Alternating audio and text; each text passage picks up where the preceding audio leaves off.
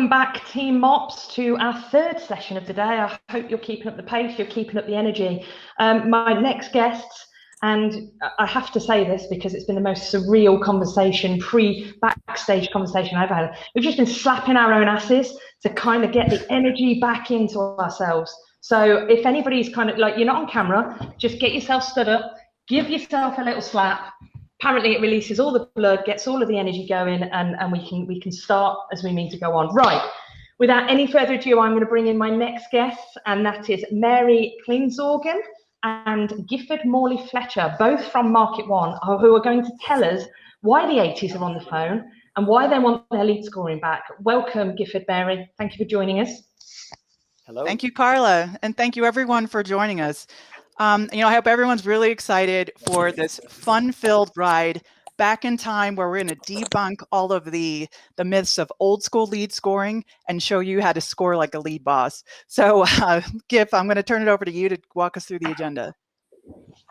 Okay, hello everybody. And first of all, a shout out to Mary, who is 7 hours behind us, has got out of bed and is looking fresh as anything, fresh as a daisy. So thank you, Mary.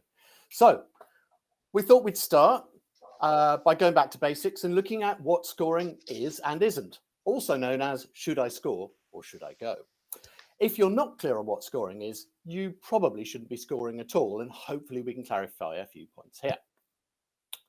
Moving on, otherwise known as what would Bruce Springsteen do if he was into lead generation, Mary is going to look at what it takes to set up lead scoring that delivers, whether you have all the data you could possibly need or a far more limited amount, scoring like a boss. Moving on, how do you avoid free falling into scoring traps?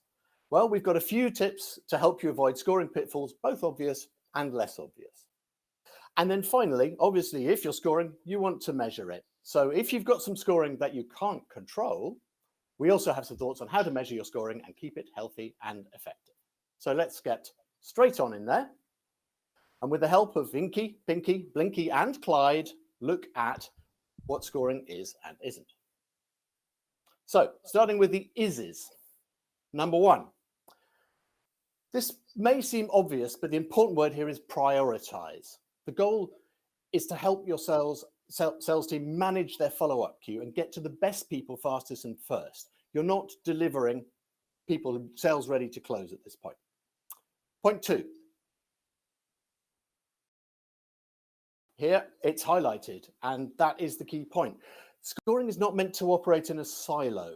It's an integral part of the lead management process and needs to be integrated with the other parts of your system. So data enrichment, data capture, nurture, and CRM integration, for example.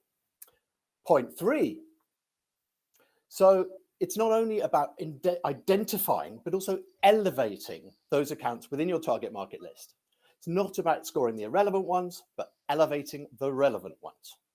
And finally, scoring is also about measuring positive or negative lift in lead behavior.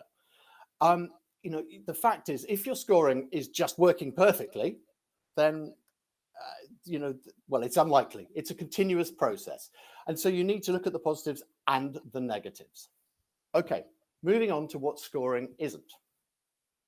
Point one, again, might feel obvious, but the fact is every lead sent to sales is not going to win. And if you're going to measure your scoring model based on that, never going to work. Point two, how many, if you've been attending analytics sessions, for instance, we all measure and track so many different touches. Many of them are just not relevant. The more you score, the less valuable your model becomes. So look for those touches that are most relevant. Point three, if you want to increase the number of leads you're generating, scoring is not the answer. Let's move on to point four. That's all I have to say about that, really. And finally, the yang to the yin of point one, you can't do this without sales. You have to work with sales. They're the ones who are closing. They're the ones who are looking for good leads. Okay, over to Mary, aka Bruce, for lead scoring like a boss. All right, so let's talk about how lead scoring can happen like a boss. So first and most important point, you have to evaluate the data before you start building. So we don't want to make any assumptions within our scoring model. You want to look at prior closed won deals, your SQLs, your MQLs, and understand what were those behaviors and trends that you saw that were leading to opportunities in the past. You probably want to look at about 1 to 2 years worth of data to understand what do those trends look like. And then that's going to help inform what are those behaviors that we're going to incorporate into our model. And the second point is just less focusing on the demographic. So instead of trying to create 1 point for one particular role and maybe 4 points for another particular role, let's face it, when we're talking about our target accounts and our target contacts, you're either in target or you're out of target. So instead of trying to create this gradient view of who is it's within my demographic and firmographic criteria, just give them a boost. If they're in target, give them a single score boost. If they're not, then don't worry about scoring them so much. Focus more on the behavior side. And then speaking on the behavior side, try to avoid scoring on any form submission or any website visit. You really want to focus on those key actions. So again, just kind of going back up to that first step, looking at what are those trends and activities that are contributing to your leads and opportunities, and then focus your behavior scoring on those golden assets, things like product uses and mentions. Okay, really important here is you want to create multiple models to test, not just when you're starting out to kind of test, all right, well, what are these, how is this going to influence the model going forward? But then also think about after you launch, you want to create multiple tests, multiple models to kind of test all those combinations in parallel to your live model. So that way you're not impacting the live scoring models that are integrating with your CRM. You can use these additional models, whether you're using Marketo, Pardot, Eloqua, whatever your map is. The system has the capability to create these multiple models so that you can test as new websites are being launched on your website or as the business objectives change. So you can make these adjustments without impacting that lead flow over to sales. And then finally, this is a really important one, and this is also a tough one, is trying to omit that scoring threshold at first. And the reason why we suggest this is because, again, we don't want to make assumptions here. We want to create this data-driven approach to scoring. So instead of assuming what that threshold, that handoff process is going to look like to sales, rather than making that assumption, really work with sales. And an easy way to do this is you can create a ratings field within your CRM for your sales reps. So as they convert that lead, as they close out that lead as a maybe disqualified lead, give them the ability to rate their leads. And then you're going to use that feedback to help inform, all right, well, what's going to be that sweet spot, that threshold that we're going to establish for the future state model. But when we're talking about building the model, scoring is so much more than someone clicking on your website and the campaign responses that you're collecting within your marketing automation platform. So think about other sources that you can incorporate to create the bigger picture there. So think about customer interactions, customer data. And again, some of this may not be living in map today, and that's okay. We're going to talk about how you can bring that all together. But think about incorporating product usage as well. So understanding what are those areas and solutions of interest, looking at cart activity, again, looking at what are those areas of interest, looking at the keywords that they're searching on to understand what are those pain points, those challenges that they're trying to solve for, and incorporating social interactions and mentions as well. But all of this together is going to help inform what is the next best action. It's like walking into a movie like the Ghostbusters, right? And just go and leaving halfway through. You're only getting one part of the picture there. In order to see the bigger picture, you really need to incorporate all these additional sources to help inform what that next best action is going to look like. And just like a Rubik's Cube, you've got all these different categories here. And you might be thinking, okay, well, how do I combine all of this data together and to really solve what that Rubik's Cube is going to look like? The answer is, if you've got the ability or you've got that tech in-house, you want to use a CDP or a data warehouse or a data lake or a data ocean, whatever body of water they call it these days. But that's a really great way to string all this data together to create this totally bodacious, see 80s reference, readable data set. But some of you may be thinking, okay, well, that is totally out of my budget. We don't have a CDP in-house today, so are there some other options? And of course there are. So I have clients who is able to join this data even as something as simple as Microsoft Access, Microsoft Excel, or even within your CRM system, being able to bring in all these sources to create that bigger picture. All right, Gif, I'm going to turn this over to you to start talking through about pitfalls to avoid. Okie doke. Well, number one, I may sound like a broken record, or because this is an 80s presentation, maybe a broken cassette tape, but sales are the ones who know what the ideal customer is like. And therefore, you need to align with them and then identify the behaviors that this person or account is likely to have. Yep, another pitfall to avoid, building a model based on what you think, not what you know. So again, we don't want to make assumptions here. You want to build based on that data analysis that you're going to do. And it's really taking that data-driven approach. Also, you want to build your model based on what you have, not what you're planning.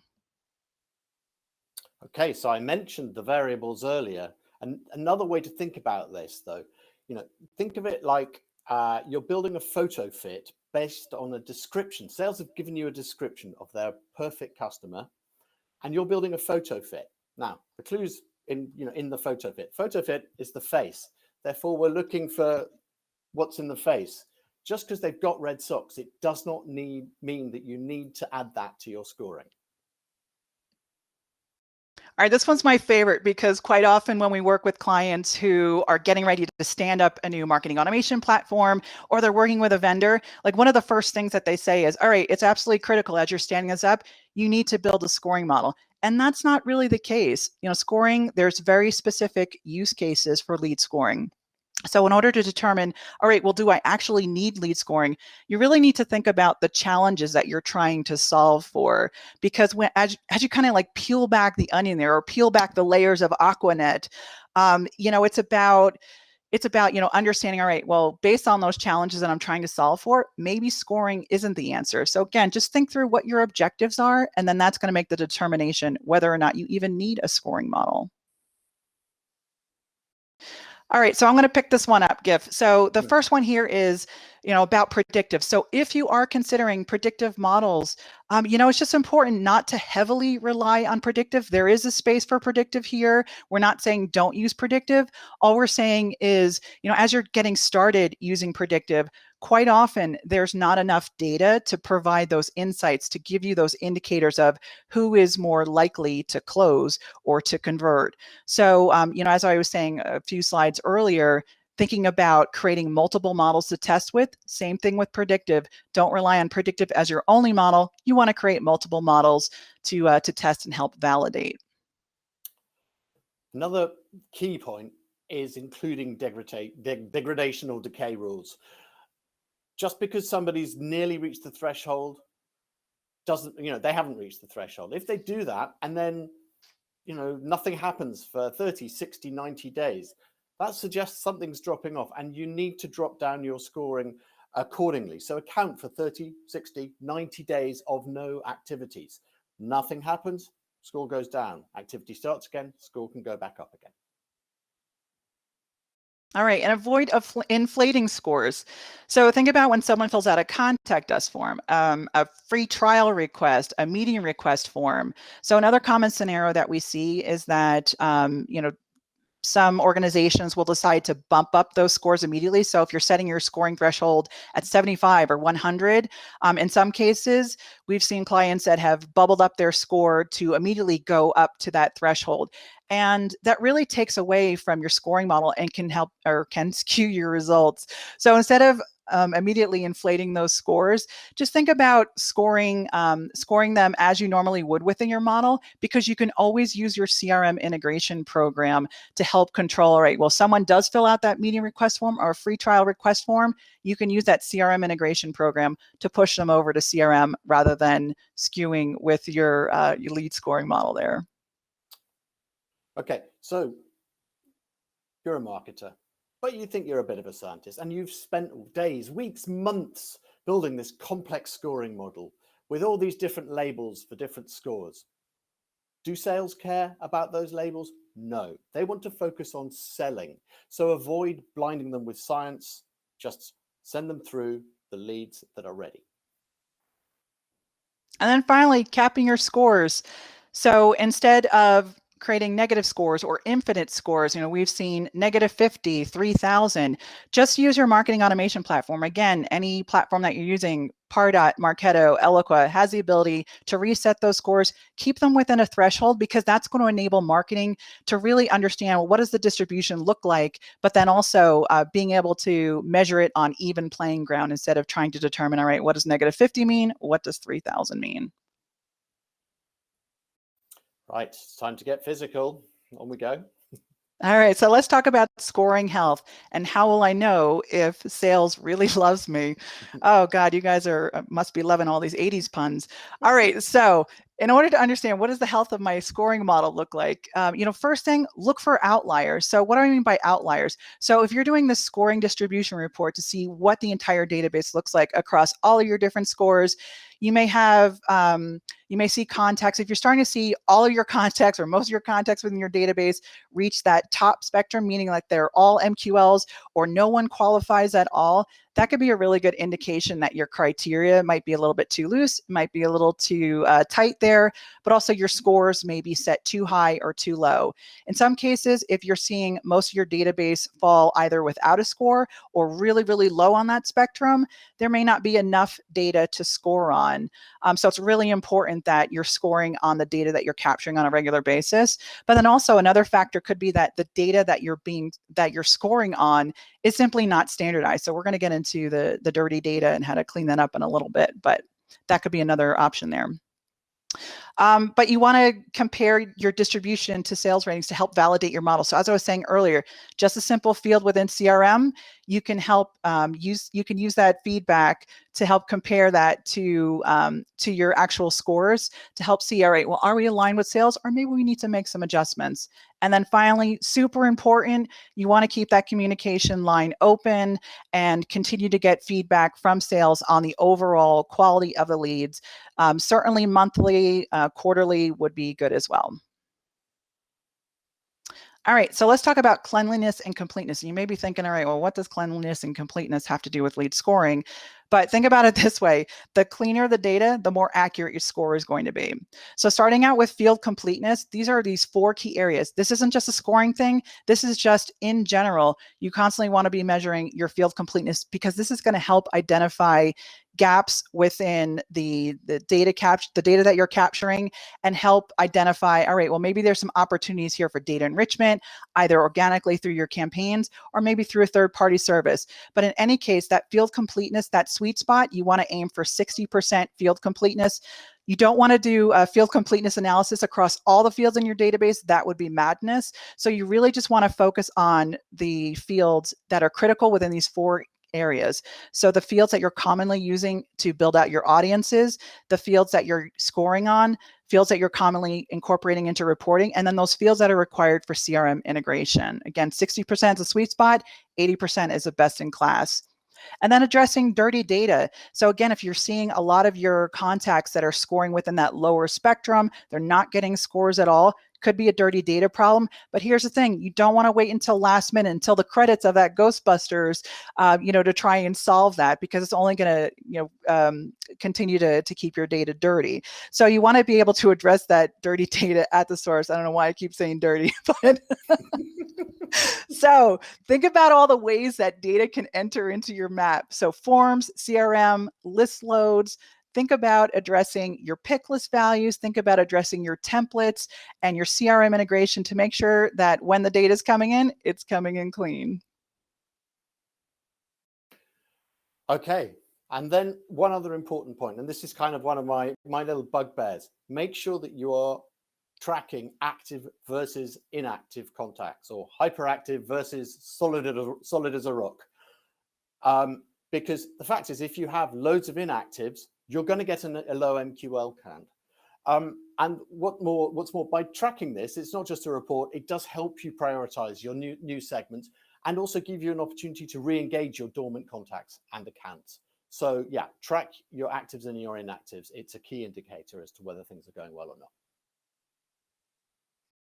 All right, so let's wrap this up and come back to the future. So what have we learned? Well, say it at once, and I'll say it again. Why do you need a scoring model? Should I score or should I go? You don't always need a scoring model. That's the fact. So ask yourself before you start whether scoring is actually the solution for you. Some sales processes don't suit scoring. You don't have to do it. All right, analyzing the data sets you have today. So again, just taking that data-driven approach. Don't make assumptions. Who knows what a good customer looks like? Sales do. They talk to them all the time. They're the ones closing the deals. So involve them both in developing, validating, and I would add ongoing, testing your model ongoing. And then try to avoid those generic behaviors. You want to focus on just high value behaviors. What goes up must come down, but it could go up again. Make sure you include a degradation model. Simple as that. And then finally, continuous monitoring and testing. So using those database health report samples that we provided earlier, and just continue to test out different models there, and then also just making sure that you're monitoring the overall health of your model. And ultimately, don't have a cowman. One of my favorite expressions I probably overuse is keep it simple, stupid. Start simple, evolve your model. And as I'm wearing a WAM t-shirt, if you're going to do it right. Thank you. All right, Carla, back over to you. Do we have any questions? So many questions. There are so many things I need to ask about the strangeness that was your presentation. So let's start with Mary. Just say dirty data for me once more. Dirty data. Exactly. Brilliant. Great. Yeah, that just turned into a meme. I don't know how you managed to get through all of that presentation with so many 80s references in, but I loved it, and maybe I've just outed myself as a woman of a certain age, but yeah, I was with you on all of that. It was great. So a couple of points that I'd written down, we had some discussion in the chat, but I was just saying that I'd seen an awful lot, in my experience, an awful lot of the oil and water that is sales and marketing. And you mentioned so many times throughout your presentation some key points about how sales know the customer, and so often the marketers think that they have to produce the solution, and actually it's sales that need to give it to you. How do you think that you can breed a better relationship between marketing and sales? Yeah, it's about getting them involved early on. Like, again, it's just not making assumptions around what we think sales wants to see, but it's really involving them in the conversation early on, helping them define what that model looks like, defining what your target market looks like, your target roles look like, and then what are those key behaviors that they feel that are kind of worthy of following up on. But yeah, just keeping sales in the loop, not just in the beginning, but then all throughout, just making sure that there's constant communication going on between marketing and sales. Yeah, Gifford. Yeah, I would add, don't let them down. If you ask them, if you set up a feedback loop for them, make sure you take that feedback into account. Again, another thing that I've often encountered is, incorrect rejection reasons in CRM. If you work with sales to set up some good rejection reasons, then afterwards take them into account, report on them, and go, oh, because loads of our leads have been rejected for this reason, we're going to change the scoring model in this way. Listen to them, show you're listening to them. Yeah, it's great, and I see it so often that those two teams, it's a bit like marketing and IT, actually, marketing, sales, marketing and IT, all pushing against each other, where actually the only way you're going to win is together, and to do that together.